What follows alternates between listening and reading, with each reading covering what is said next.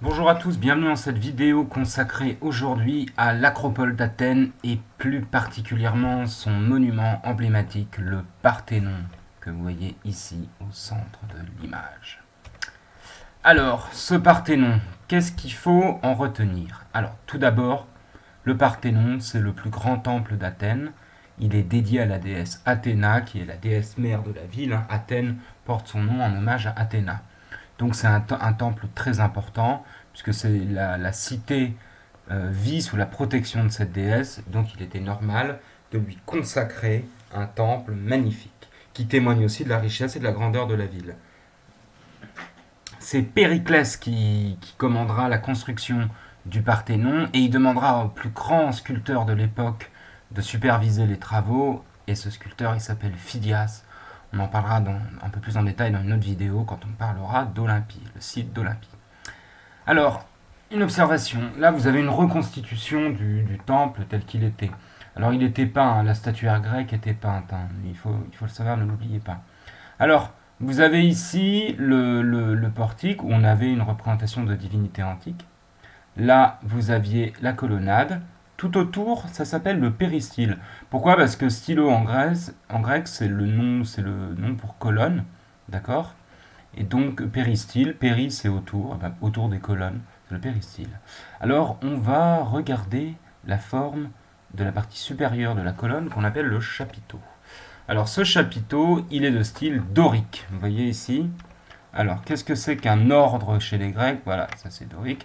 Un ordre, c'est les éléments donc comme c'est indiqué ici, le terme ordre concerne les éléments en élévation d'un temple grec. En clair, c'est la partie supérieure d'une colonne, d'accord? C'est le chapiteau. Et c'est la forme qu'il a. Il y avait principalement trois ordres. L'ordre dorique, l'ordre ionique, où on a une double spirale, d'accord? Et l'ordre corinthien, parce qu'il est originaire de Corinthe, hein, et qui est beaucoup plus floral. Là, il s'agit de représenter de la nature, de sculpter de la végétation. Donc les trois principaux types d'ordres, ce sont ceux-là. Si on rentre dans le temple, eh bien là on est dans la première pièce. Un temple grec, c'est deux pièces. C'est une grande salle où il y a une statue de la divinité, et cette salle, on l'appelle le naos. Il y avait un bassin, le plus souvent, d'accord, un bassin sacré où la lumière pouvait se refléter, ainsi que l'image de la statue de la déesse. Cette statue d'Athéna, telle qu'on se la représente ici, alors elle tient une victoire. Une victoire, c'est ça, c'est-à-dire c'est une femme avec des ailes. Elle tient aussi un bouclier, d'accord? Elle a normalement sa lance ou son épée quelque part, je ne sais pas. Ah oui, elle doit être par là.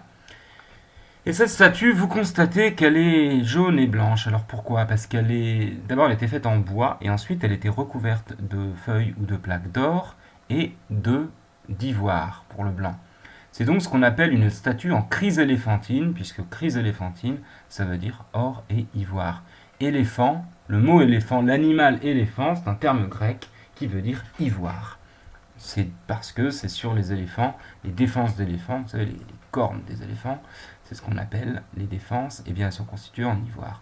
Donc cette statue, elle est chryséléphantine, c'est-à-dire qu'elle est en or et en ivoire. Ça témoigne, c'est des matériaux qui étaient très précieux à l'époque, toujours aujourd'hui encore, mais ça témoigne bien de la richesse de la ville et de la volonté de faire la plus belle statue qui soit de la déesse Athéna. Alors lorsqu'on faisait des offrandes à la déesse, on ne les stockait pas dans le naos, c'est-à-dire dans cette pièce, elles étaient stockées dans une pièce derrière qu'on appelle la salle du trésor. Et oui, le mot trésor vient de là. Le trésor, c'était les offrandes qu'on faisait à la déesse. Alors, ici, vous voyez une longue flèche bleue qui se dirige vers l'acropole. Alors, l'acropole, vous voyez, hein, c'est cette colline à Athènes. Ici, on a l'agora. Ici, on a la Pnyx, hein, où se réunissait l'ecclésia. J'en ai parlé précédemment.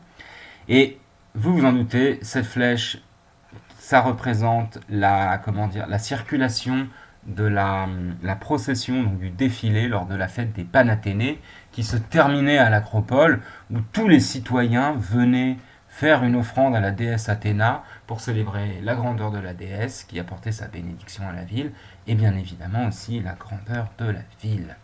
Donc il faut imaginer effectivement sur cette acropole. Alors l'acropole, c'est un sanctuaire. Qu'est-ce que c'est qu'un sanctuaire? C'est très simple. C'est un endroit, un lieu sacré. Sanctus, d'accord, ça veut dire sacré en latin, ça veut dire saint, en fait, littéralement, saint et sacré. Et donc, sanctuaire, eh ben, c'est l'endroit, le lieu saint. Pourquoi? Parce qu'on trouvait les principaux temples de la ville d'Athènes, et notamment, surtout, le Parthénon. Donc, je vous laisse noter ceci, et je vous remercie pour votre attention.